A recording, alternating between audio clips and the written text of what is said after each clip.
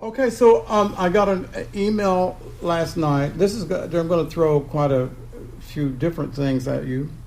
Hopefully, when I told the teachers on Saturday, I decided to send them like a little, kind of like a little suggestion, a list of suggestions for creating a Dharma talk, and I said, I think you should start by having a Dharma Talks notebook. And write in, when you think of a poem that you love, when you think of a saying that you love.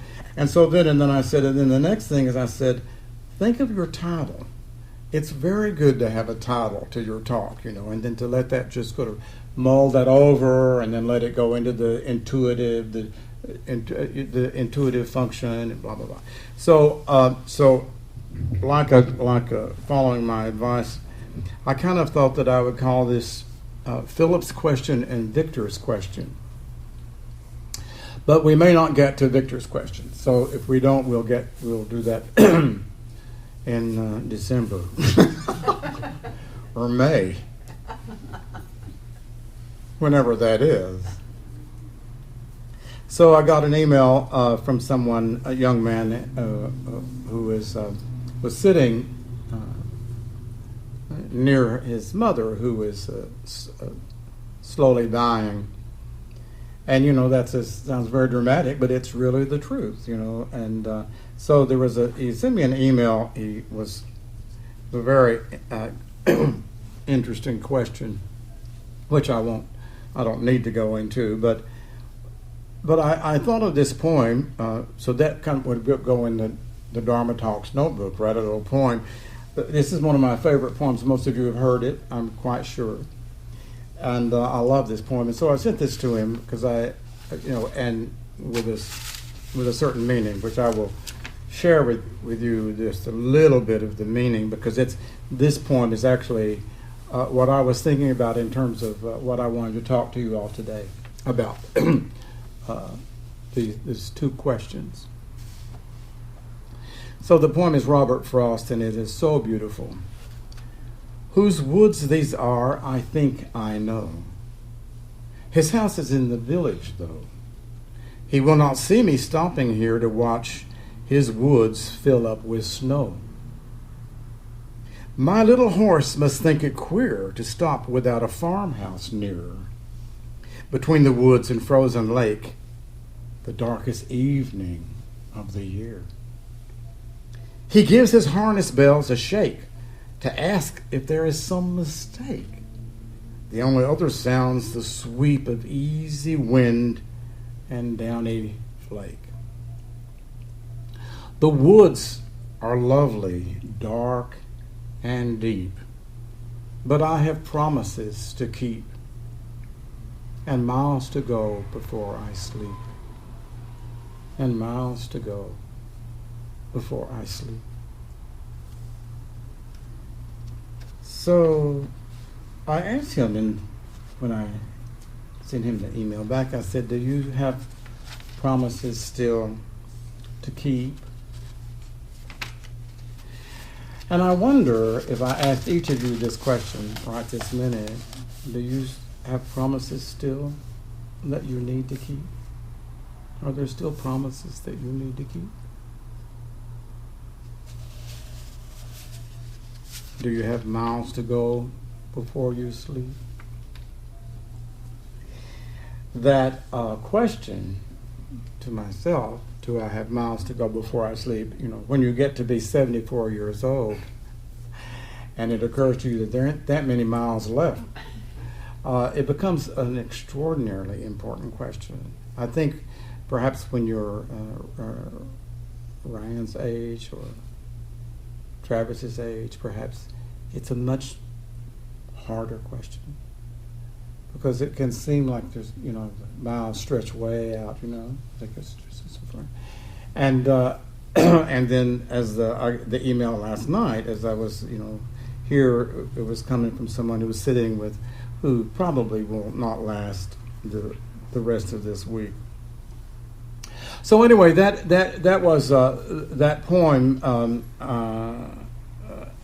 Miles to Go Before I Sleep, do I have promises still to keep, has been kind of uppermost in my mind for the past couple of months, which is why it was so accessible to send to this young man in an email. So I have to give you all a little bit of my personal history, which of course, as you know, I love to do.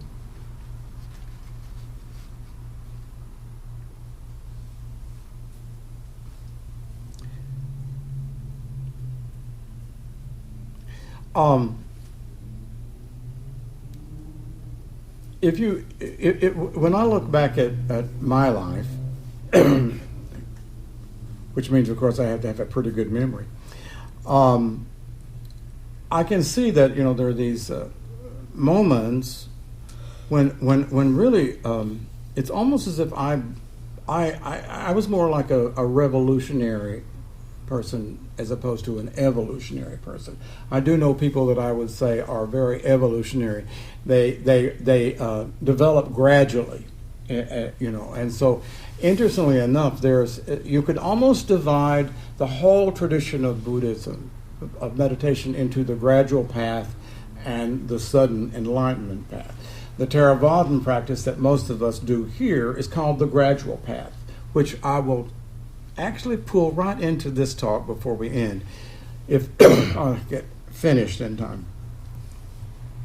So anyway, I'm thinking particularly of someone whose path has been very gradual, and I've had the opportunity to watch over many years and a kind of a steady and amazing sort of becoming more and more what I would call impeccable. If you were looking at my life, you would not say that I think. So my life was more like explosion. So perhaps the biggest explosion was when I somehow exploded myself out of living in East Tennessee up until about 29 years old, and I was pretty much stuck in that. And I pulled myself out of that and moved to New York City, which is pretty shocking. And so I moved to New York City and lived there, and that was really something of a revolution. And then, saying goodbye to a great deal of my life. And then the next one I would say was about maybe when I was almost 37, 38, I left New York again, and then I went and traveled. I went to India and studied in India, and blah, blah, blah. None of this is really important. But it was like a really tremendous change. I traveled for 14 months on, I think, $4,000. And I studied in India. I studied in many places. Studied yoga, and then I eventually studied some meditation. Came back to New York, and then kind of like really dug into a certain part of my life. Was taught yoga in New York. The next big change would be when I went to Insight Meditation. Studied meditation for 3 years. Then in 1990, I exploded my whole life again, totally leaving, and moved to California and became a psychotherapist. So it's just kind of amazing. That, I got a doctor's degree when I was 50 years old. But all of these were like not really, if you look at them, they were not really sort of like a kind of a gradual sort of evolution. They were more like a kind of a revolution. So that's been my pattern. I once had a client, and we used to have a joke. He would say, "I'm out of here," and when he would say, "I'm out of here," that means I'm finished with this part of my life. I'm going on, and to some extent, so I always picked up on that and had fun with it. But it was a part of him that kind of like couldn't really stay in it in some way. Really, when it was time to leave, he got out, and to some extent, that's what happened with me. So now then that brings us back to the kind of like now. And we're moving now on to what I call Phillip's question. So, as some of you know, I suppose maybe a lot of people you don't know this. A lot of these hundreds of people sitting here. So you know that I go to the Forest Refuge for 1 month or 2 months every year, and I've done that for so long. And so somewhere around, say perhaps 4 years ago, this question started coming into my mind, haven't you kind of done it? you've done long. I think, isn't it time to, isn't it time to move on to that next wonderful thing, which I have done all of my life, moving on to, and so it started, and then there was one Dharma talk that I remember particularly, and I came back here and gave a talk on it. It was, I think, Marcia Rose, I believe it was her talk on spiritual urgency. But gradually this sort of thing started developing in me. It's time for me to move on. It's time for me to, I don't want for this to be the last chapter of my life. For God's sake, surely I must have more miles for me to go before I sleep at 70. There's got to be more than just this life in Long Beach. Not to put it down, but I had been here since 1990. I had, we have created what I think is a wonderful meditation group. So I told the board of directors approximately 2 years ago that I would be leaving in 2016 to take a sabbatical at least, but with no real guarantee that I would come back. And I actually saw a real estate person and started going through some process of selling my condo, which actually, because I've not been what you would call any great success financially, that would have been key to my being able to fund living on my own way. I actually was pretty serious about finding a place in Italy. First of all, I was going to go to the forest refuge for a minimum of 6 months. That would be just almost now, 2016. Right? I was going to go sit for 6 months, which I've not been able to do for quite a while. 6 months felt that would be good. And then I would go somewhere and sit for maybe in a little town somewhere in Italy or something, write that second book, which I've been wanting to do. And I did not think I would be coming back to Long Beach, except perhaps to come back to do a retreat for us, every once in a while. So that became more and more, that got very, very solid inside of me.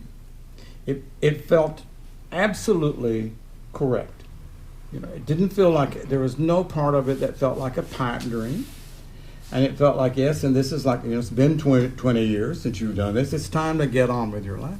So this felt pretty right. And so that was really in my mind, the 31st of April, as I was getting in a little car driving from the Forest Refuge on my way to Logan Airport in Boston. It's pretty settled. The board already knew this, and it was pretty settled in my mind. So then I got to the airport. I had 3 suitcases stuffed with books. I read lots of books at the Forest Refuge, which you're not supposed to do. I have never done anything that you're supposed to do. If you're not supposed to do it, the odds are I am doing it, and have been doing it since I was 5 years old. In fact, those suitcases are so heavy I could hardly lift them. So here I am tugging, these suitcases full of books and clothes at Logan Airport. And so, as some of you know, I had a stroke. And that, at that point, it did not really necessarily seem like that, it's kind of a huge interruption in my plans. It was just sort of like a bump in the road, so to speak. So, of course, I ended up in the intensive care and Memorial Hospital. And Travis drove me to the hospital. And I think he was kind of scared. I think I was kind of scared. And so anyway, so you all know that stuff. And so I started, so then there was, kind of recovering from that. And, that involves, some time.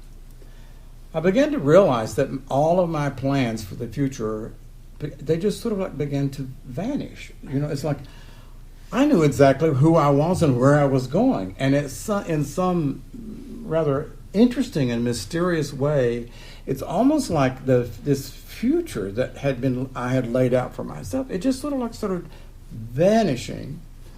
And this is when the question started arising. And it was not like a conscious, it just really was almost like something that bubbled up in me. And it has been enormously important for me. And so I call it Phillip's question, and I'm looking at the clock. It's just typical. See, I don't know that we'll get to Victor's question. I'm just always second best in it. So this is a question that, so we were roommates in college, and he probably is the smartest person that I've ever known. Smart in a very, very special way. Not smart the way a lot of people would think, as you think of smarts. But anyway, he said to me, this is like 50 years ago. He said, the most important question that I ask myself is, are my lessons learned? Now, this is a little guy right in his early 20s. He said, I'm always asking myself, in any situation, and I know that it's not time to go on until I know that my lessons are learned. I started remembering that, right? After May, and June, and July. As I'm watching, these my plans sort of fade, this question started bubbling up. Are my lessons learned? And with astounding certainty came the answer no. Well, who knew? Now, it wasn't very clear to me, what is the lesson learned? What is your lesson to learn? Which I kind of relate to the same thing as, do you have promises to keep? If pushed, I think I could probably tell you. In a sense, what I'm talking about is describing it. But I just wanted to share with you that I wonder how many of us ask that question of ourselves. Are my lessons learned?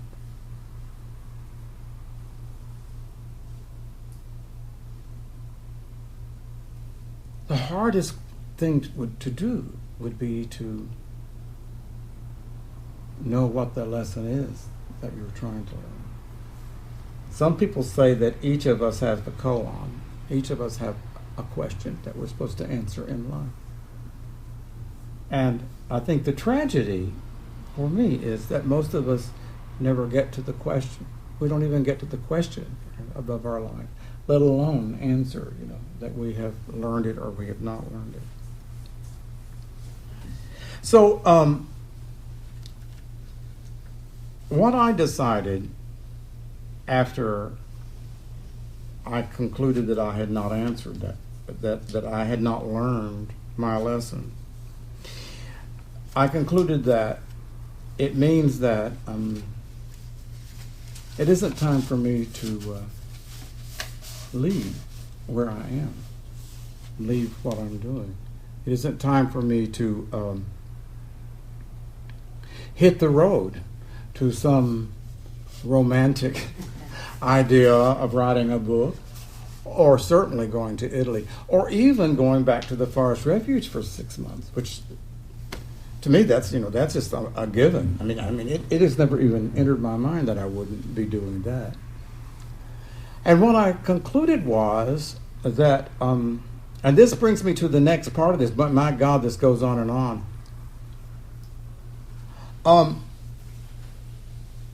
There's a Zen saying which I have always kind of tasted and grappled with, and I love very much.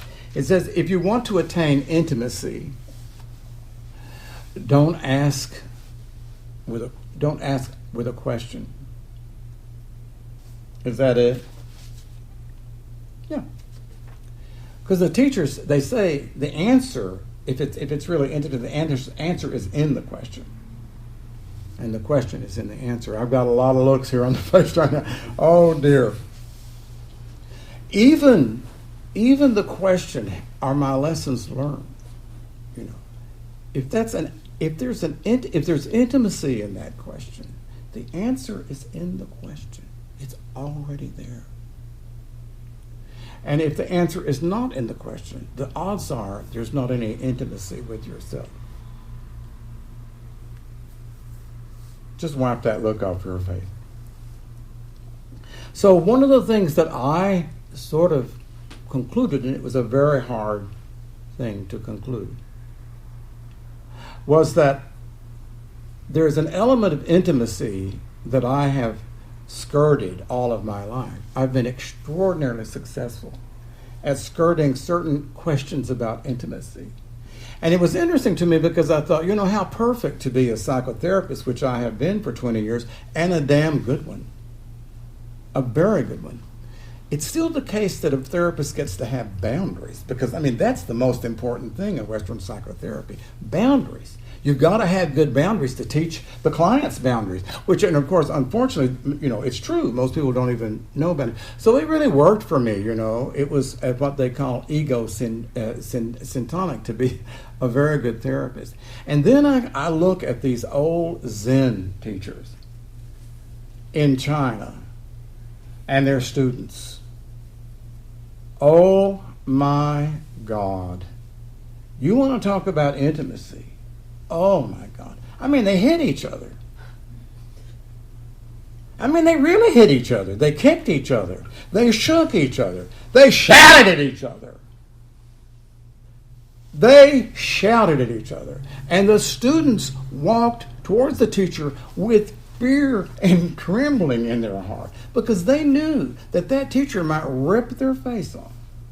What does that mean by rip their face off? Rip that false facade off. That persona that is so unreal. It's such a lie. We wouldn't last in China 1 minute. And when I said we, mind you, I am including myself. When I look at, my some avoidance of intimacy, it's laughable to me in terms of thinking about myself with my favorite teacher in the world is Da Wei. Well, he would not have tolerated me for a nanosecond.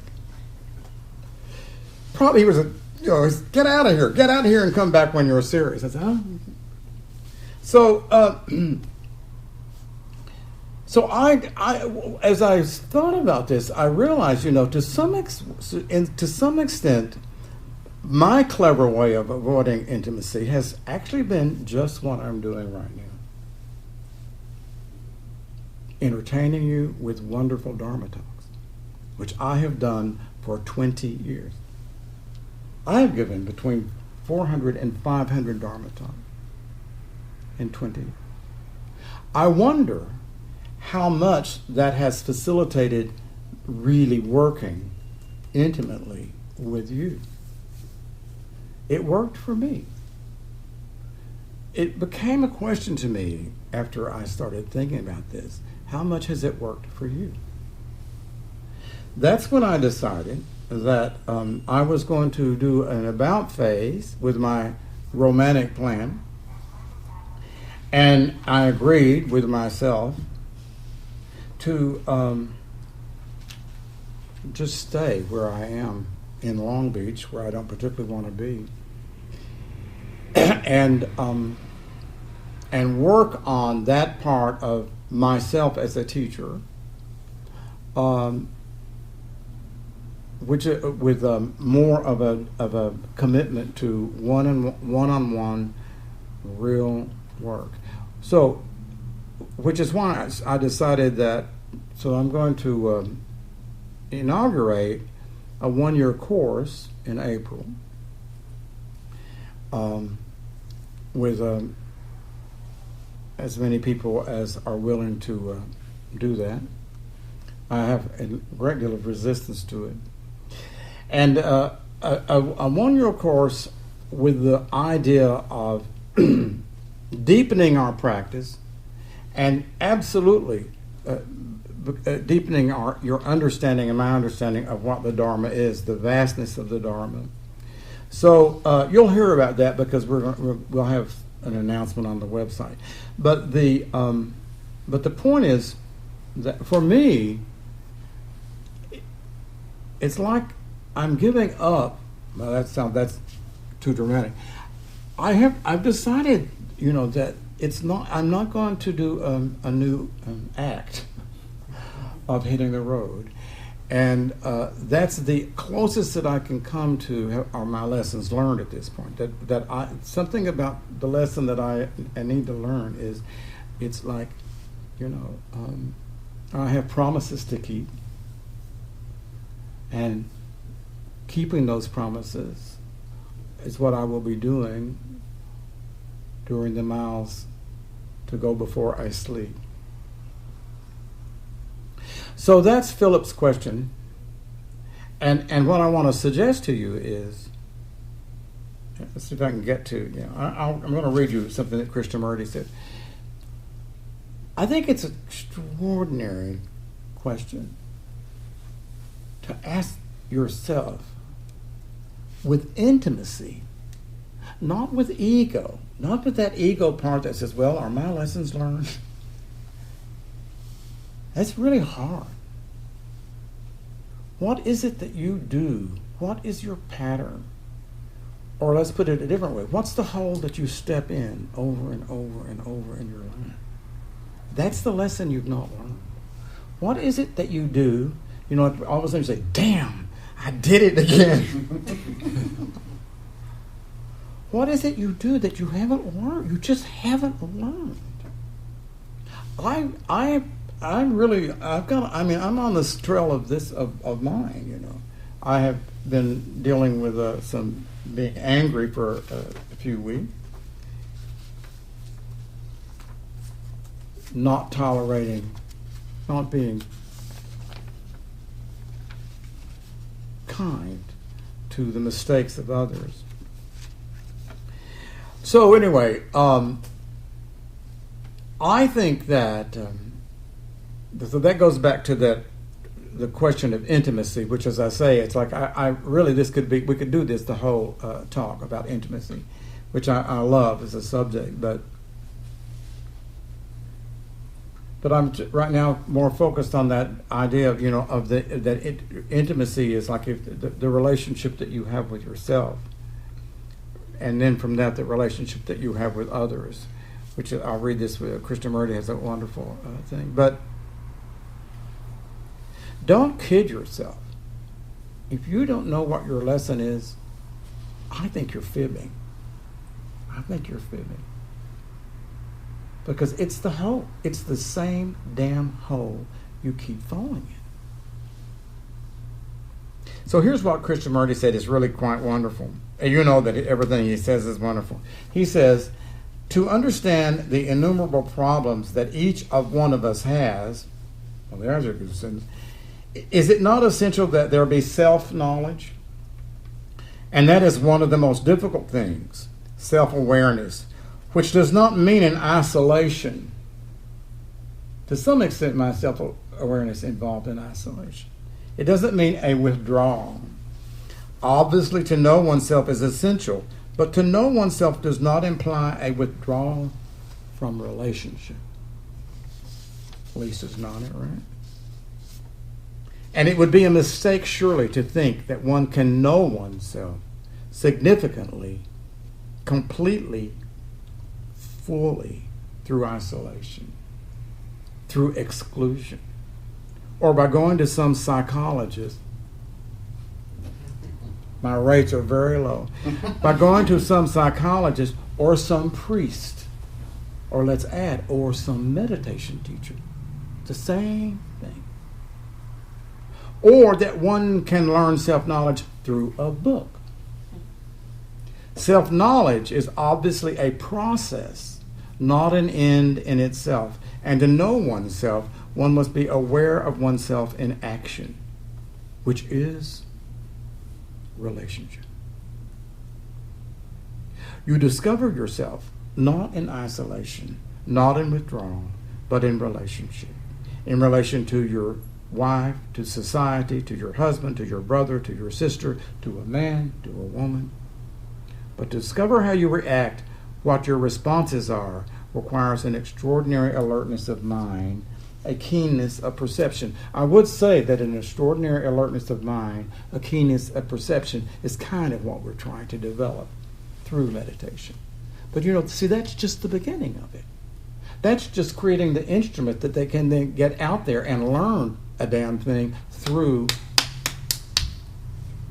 relationship, which is intimacy.